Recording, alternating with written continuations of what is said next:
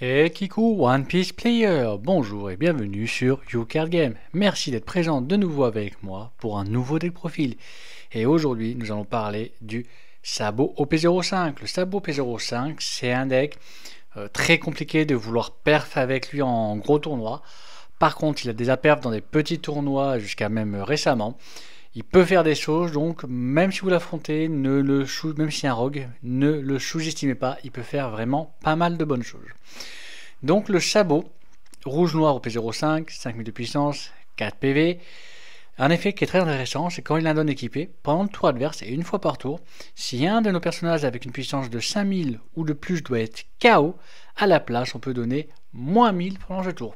Ça veut dire que ça permet de protéger certains autres persos d'une attaque, ou alors on peut le protéger d'un effet qui KO. Donc c'est un leader qui va pouvoir protéger son board. Pour la decklist, donc elle est assez classique Revo Army, en sachant que tu as des decklists un peu plus contrôle qui existent, des decklists même un peu plus agressifs.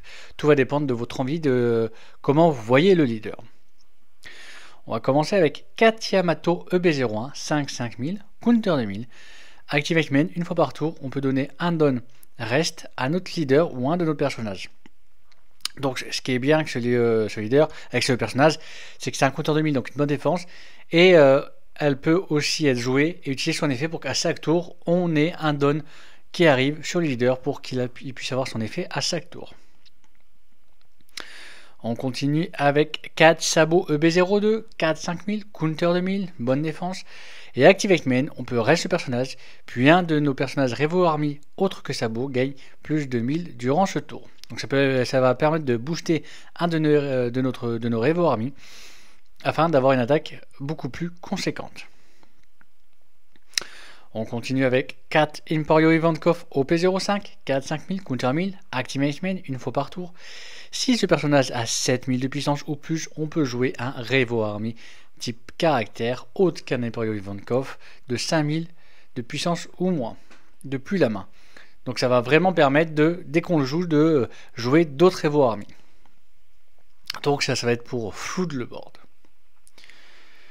On continue avec 4 Karasu P05, 4 5000, counter 1000, on play. Si notre leader est Revo Army, on peut mettre -1 à un leader ou à un personnage adverse, moins 1. On peut mettre un leader ou un personnage adverse -1000 de puissance. Ce qui est très fort, car on peut vraiment mettre -1000 sur un leader. -1000 sur un leader, c'est-à-dire qu'on peut le passer à 4000. Et ça veut dire que si on fait des frappes à 5000, il faut un minimum un counter 2000 pour pouvoir le défendre. Donc très très bonne carte. Et quand il attaque, s'il a 7000 de puissance ou plus, il peut donner -1000 à un leader ou à un personnage jusqu'à la fin du tour. Donc très très bonne carte pour Revo Army. On continue avec 4 Koala OP05, 2 3000, counter 2000. Très bonne défense. Puis un bon effet, c'est on play. Si notre leader a le type Revo Army, on peut mettre -3000 à un personnage jusqu'à la fin du tour. On va avoir le classique chercheur Revo Army d'OP05, 1 2000, counter 1000. On play, on regarde les 5 cartes sur sa bibliothèque, puis on peut révéler une carte de type Revo Army autre que Belobedi et ajouter à sa main. Puis on place le reste en dessous de sa bibliothèque dans n'importe quel ordre.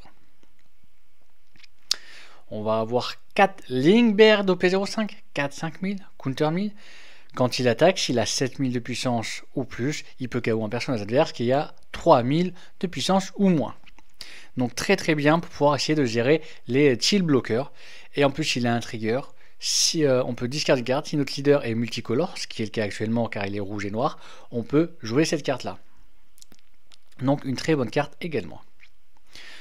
On va jouer 4 Emporio Ivankov OP06, 5 6000.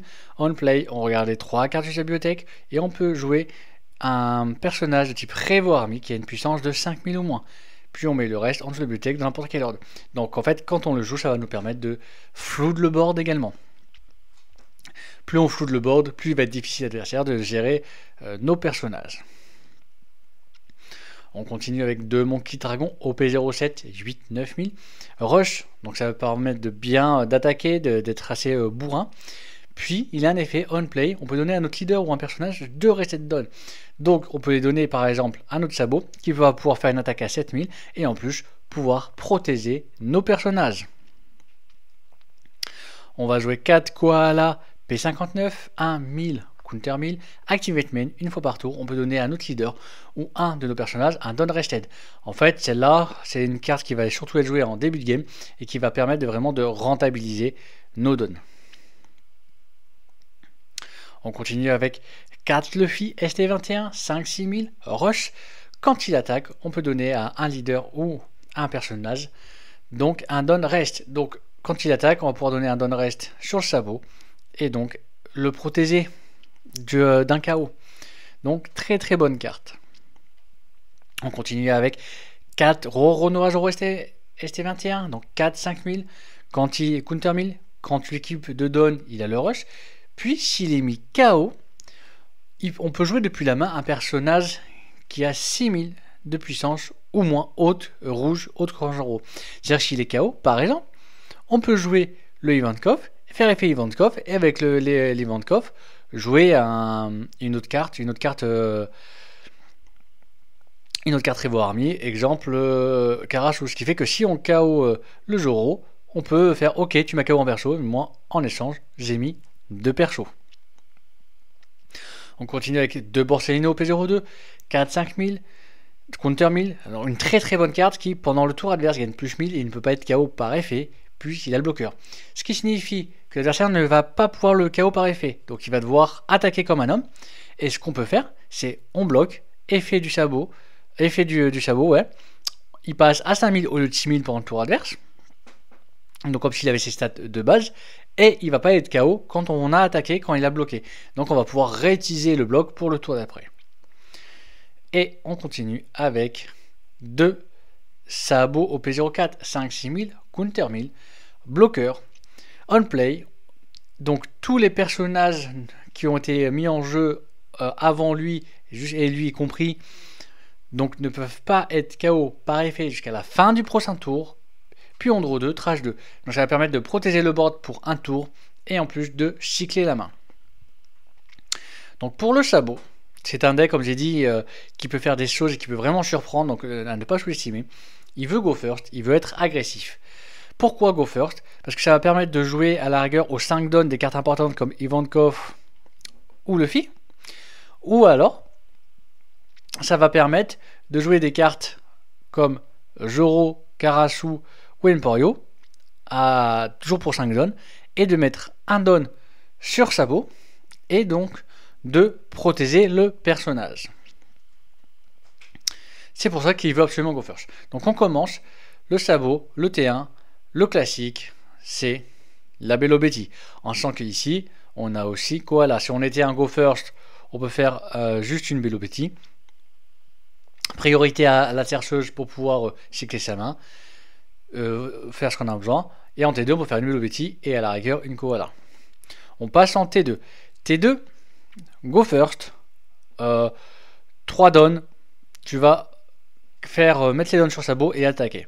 Alors tu peux refaire une Bello Betty, mettre une Koala, enfin d'abord tu attaques, donc avec 1 à 6, 7 ou 7 dons, et faire une Koala pour 1, ou cette Koala pour 1, cette Bello Betty pour 1, excusez-moi, ou la Koala pour 1. Tout dépend de la situation, de ce que vous avez en main. En sachant que cette koala là, si vous en avez une en jeu, ça ne sert à rien d'en rejouer une tant qu'elle n'a pas été gérée. En go second, tu peux faire la même, sauf que là tu peux rajouter par exemple un Zoro. Sauf que si on te KO le Zoro par effet, ça va te permettre de enchaîner derrière des personnages. Tu peux jouer un Karasu et attaquer le leader par exemple. Je déconseille de faire ça si tu affrontes du jaune, parce que l'effet trigger, on peut KO ton Karasu. Ça peut être compliqué. Moi, même en T2, je déconseille même de jouer un personnage. Je serais plus à faire comme une Bello Betty, une Koala, j'attaque, je bourre. Voilà, pas. Parce qu'en fait, on va être surtout floude à partir du tour prochain. Et en fait, c'est au T3, 5 ou 6 dons, où là, ça va commencer à être. On va commencer à faire les choses. C'est 5 dons, on peut jouer Luffy, paf, effet, on met un don sur sabot. En plus, si on a une koala en jeu, on fait effet, un don sur sabot, et on va pouvoir faire une attaque à 7000 et une attaque à 6000. Et le Luffy sera protégé pour le tour d'après. Donc, on peut faire aussi Zoro, on lui équipe si on est de go second, 2 donnes, il a le rush, on attaque. Puis si on a une koala, on peut le mettre sur sabot. Ou alors on peut juste jouer Zoro et mettre 2 donnes sur sabot. Et à la rigueur, effet de koala sur sabot, on attaque. Ou alors, effet de koala sur Zoro, un don sur Zoro, un don sur sabot. Et on fait le rush avec le Zoro, puis on attaque avec le leader. On peut également à ce moment-là jouer un sabot, jouer un borsa qui est protégé. Donc là, on peut vraiment tout faire pas mal de choses.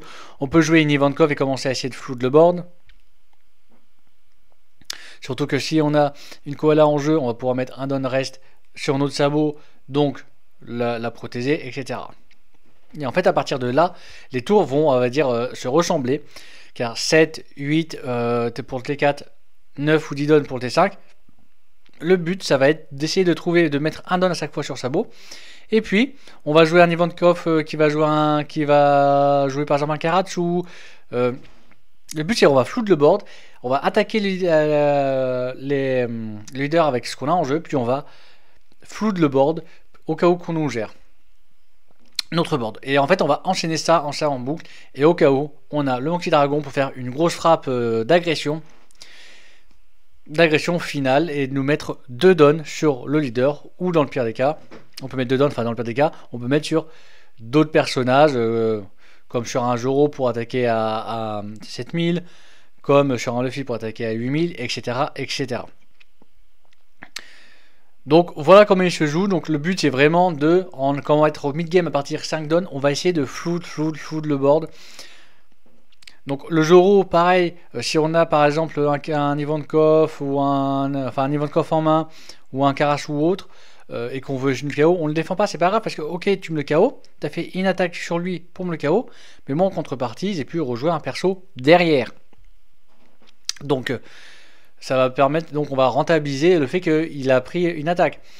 Et en plus, si on peut jouer chez Ivankov là qui nous rejoue derrière un Revo Army, on nous a KO un perso et nous, en échange, on a rajouté 2 persos on board pour le tour d'après.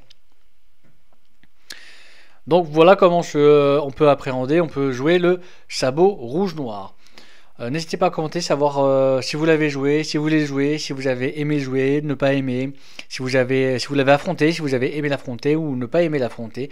N'hésitez pas à tout me dire en dessous de la vidéo. En tout cas, je vous remercie fortement de m'avoir regardé et je vous souhaite une agréable journée.